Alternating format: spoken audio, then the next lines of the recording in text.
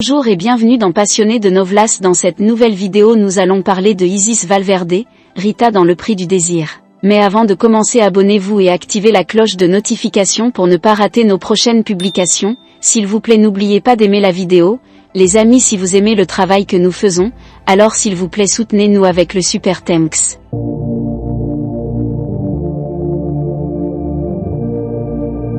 Isis Nable Valverde, née à Ayurioca, le 17 février 1987, est une actrice brésilienne. Son premier travail à la télévision a été de jouer la mystérieuse Ana do Vu, dans le feuilleton Sinamosa, en 2006. Peu de temps après, Isis a participé à 10 chapitres du feuilleton Paraíso Tropical, dans lequel elle a joué la callgirl Telmina. En 2008, elle incarne Raqueli, dans Beleza Pura. Son premier rôle principal était dans le remake de Tititi, dans lequel elle jouait la fille romantique Marcela. En 2012, elle a gagné en notoriété en interprétant la bande dessinée Soulène, de l'Avenida Brasil, remportant le prix de la meilleure actrice dans un second rôle pour ce rôle. En 2013, elle fait ses débuts sur les écrans du cinéma national dans le rôle de Maria Lucia, dans le film Faroeste Caboclo, une œuvre inspirée de la chanson de Renato Russo. Elle s'est également associée à la figure mystique des sirènes pour ses rôles dans la mini-série O Canto da Sereia et le feuilleton A Força do Querer Le Prix du Désir. Biographie. Isis Nable Valverde est née dans la ville d'Ayurioca, à l'intérieur du Minas Gerais. Ses grands-parents étaient italiens. À l'âge de 15 ans, elle a déménagé dans la maison de son oncle à Belo Horizonte, où elle a fréquenté le lycée et a vécu pendant 3 ans.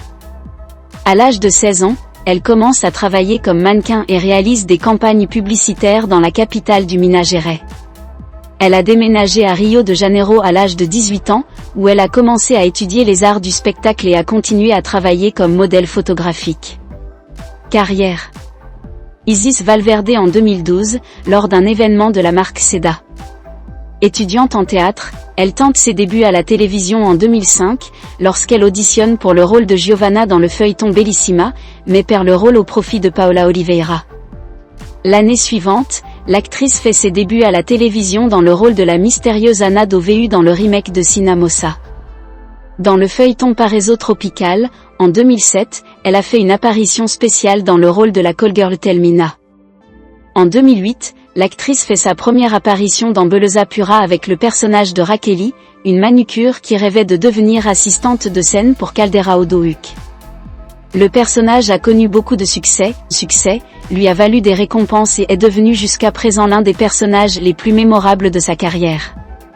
En 2009, elle rejoint le casting du feuilleton Camino das Índias dans le rôle de Camila, une jeune femme qui tombe amoureuse de l'Indien Ravi, Seayobla, et s'installe en Inde, mais se rend compte des difficultés d'intégration dans la culture du pays. En 2010, elle fait son premier protagoniste dans un rôle de premier plan avec le personnage de Marcela dans la deuxième version de Tititi, où elle est la partenaire romantique des acteurs Sergio Castro et Guillermo Winter.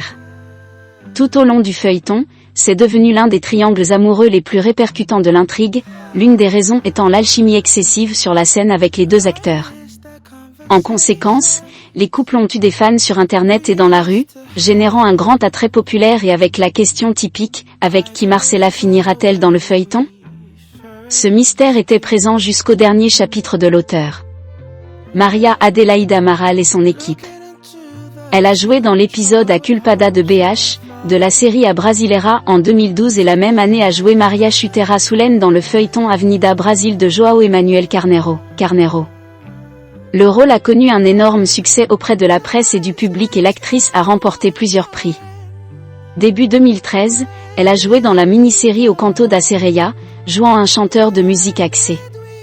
Isis a même chanté quelques chansons pour incarner le personnage et s'est inspirée du chanteur Ivete Sangalo. Elle a fait ses débuts au théâtre dans le long-métrage Faroeste Caboclo, basé sur la musique du groupe Legião Urbana, dans lequel elle incarne la protagoniste Maria Lucia.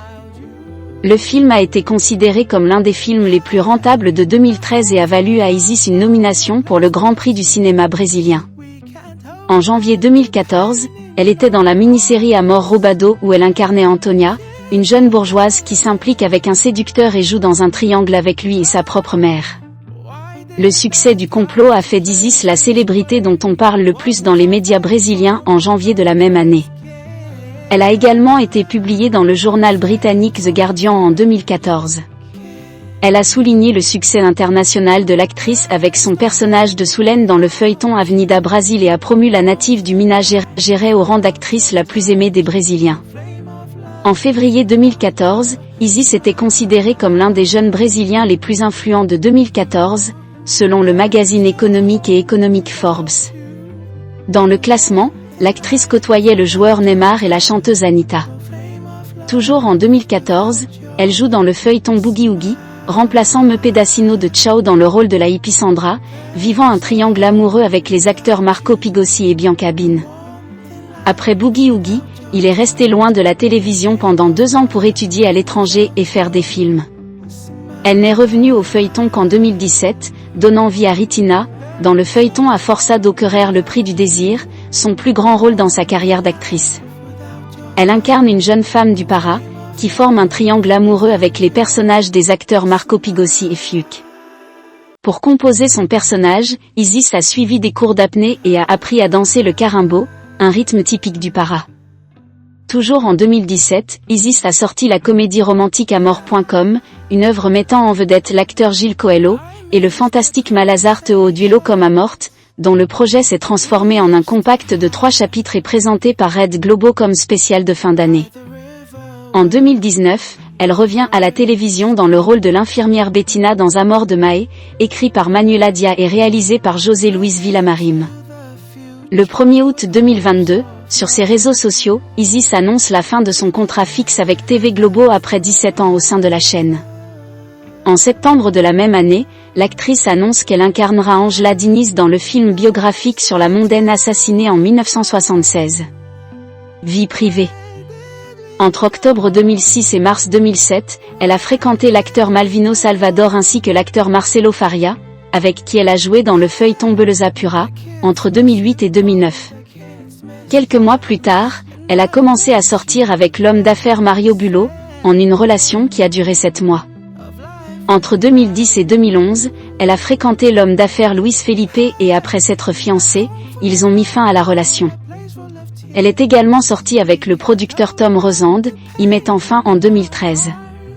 Le 31 janvier 2014, l'actrice a été impliquée dans un accident de voiture qui a heurté un talus et s'est renversée, provoquant une fracture de la colonne cervicale de l'actrice.